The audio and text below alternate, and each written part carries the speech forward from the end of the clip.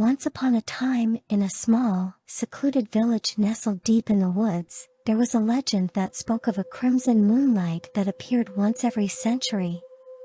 It was said that during this rare event, the veil between the living and the dead would thin, and the spirits of the long-departed would rise from their graves seeking vengeance. As the night of the crimson moonlight approached, the villagers grew anxious. Whispers of the legend spread, and fear gripped their hearts. They locked their doors, shuttered their windows, and prayed for protection. But one young woman, named Emily, was intrigued by the legend. She had always been fascinated by the supernatural and had a deep curiosity about the unknown. On the night of the crimson moonlight, Emily ventured into the woods alone, drawn by an eerie crimson glow that emanated from the sky. She followed the glow deeper into the forest, guided by an otherworldly force that seemed to beckon her forward. As Emily delved deeper into the woods, she felt a sense of foreboding. The air grew colder, and the atmosphere grew oppressive. She could hear whispers in the wind, and strange rustling sounds in the underbrush, but she pressed on, unable to resist the allure of the crimson moonlight. Finally, Emily reached a clearing in the woods where the crimson moonlight was at its strongest. She saw a figure standing in the center, bathed in the eerie red glow. It was a ghostly apparition of a young girl with pale skin and dark, empty eyes. The ghostly girl spoke in a whispery voice, telling Emily a tragic tale.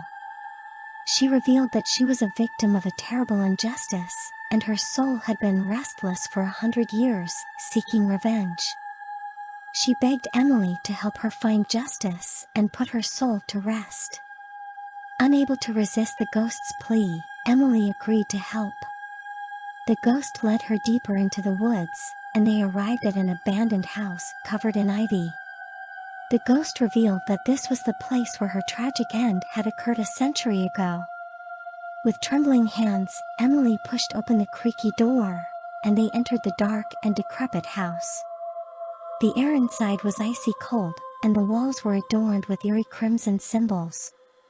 As they ventured further, they heard faint whispers and giggles echoing through the halls. Emily and the ghostly girl reached the basement, and there they found a hidden chamber covered in bloodstains. The ghost revealed that she had been brutally murdered in this very room, and her soul had been trapped in the house ever since. Just then, the door slammed shut, trapping Emily and the ghost inside. The crimson moonlight outside grew even more intense, casting an eerie glow into the room. Emily realized that she had been lured into a trap, and the ghost's true intentions were revealed. The ghostly girl transformed into a malevolent spirit, with glowing red eyes and a sinister smile. She taunted Emily, revealing that she had deceived her into helping her exact revenge on the villagers who had wronged her. The crimson moonlight had given her the power to take vengeance on the living. Emily tried to escape, but the house seemed to come alive, trapping her at every turn. The walls closed in, and the whispers grew louder, driving her to the brink of madness.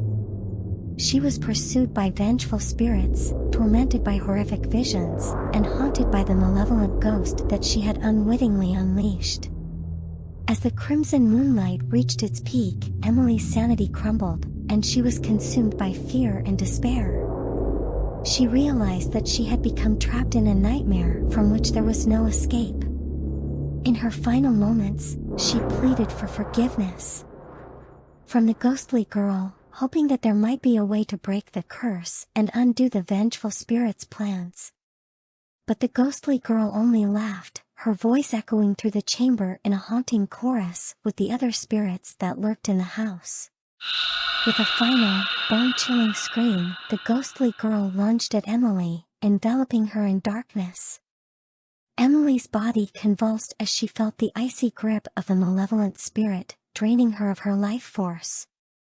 Her vision blurred, and her strength waned as she succumbed to the supernatural assault. As the crimson moonlight faded, the villagers, who had ventured into the woods in search of Emily, found the abandoned house.